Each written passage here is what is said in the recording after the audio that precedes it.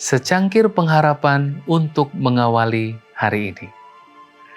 Renungan pagi 9 Maret, Bates memberitakan Sabat bagian 4. Kisah Para Rasul 18 ayat 9. Jangan takut, teruslah memberitakan firman dan jangan diam. Bates seperti yang telah kita ketahui, tidak merasa malu ketika harus memberitahu orang lain tentang Sabat. Namun, salah satu kegagalannya yang paling mencolok sehubungan dengan topik tersebut adalah istrinya sendiri.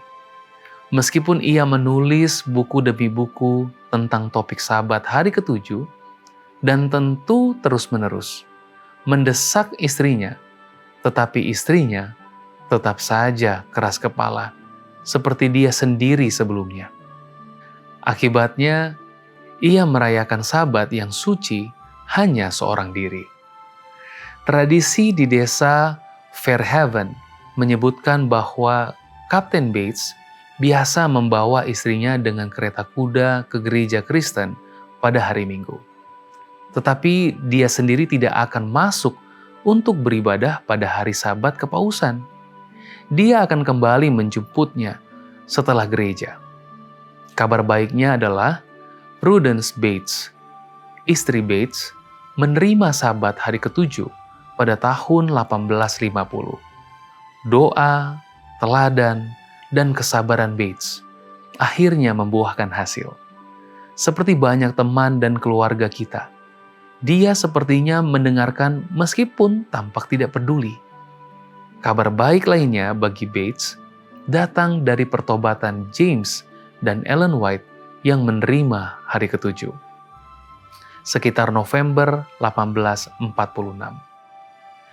James kemudian melaporkan bahwa dengan membaca tulisan Bates mengenai Sabat hari ke-7, tanda abadi, saya diteguhkan dengan keyakinan hari Sabat dan mulai mengajarkannya. Pertobatan James dan Ellen White menjadi landasan bagi pembentukan Gereja Masehi Advent hari ke-7. Sejak saat itu, Bates dan White mulai bekerja sama. Pertemuan-pertemuan akhirnya mulai diadakan.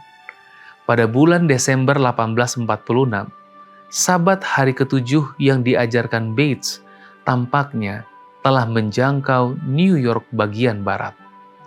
Menjelang akhir tahun, Bates dan James berharap untuk bertemu dengan Hiram Edson, O.R.L. Crosier, dan F.B. Hunt, tokoh-tokoh yang mengembangkan pemahaman tempat kudus surgawi di rumah Edson di Port Gibson, New York.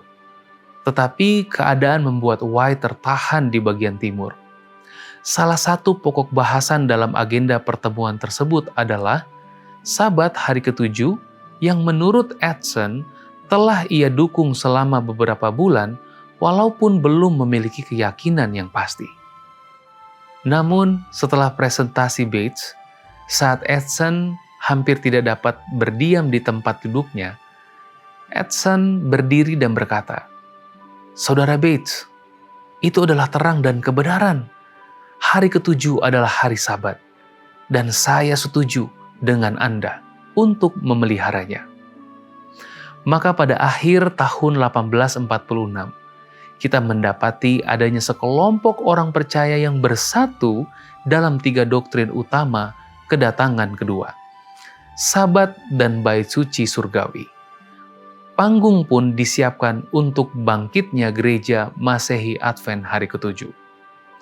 Dari sudut pandang kita, Tuhan mungkin memimpin dengan lambat. Namun yang jelas, Dia melakukannya dengan pasti. Doa kita hari ini, Tuhan, tolong kami agar dapat bersabar menantikan petunjuk-Mu. Amin.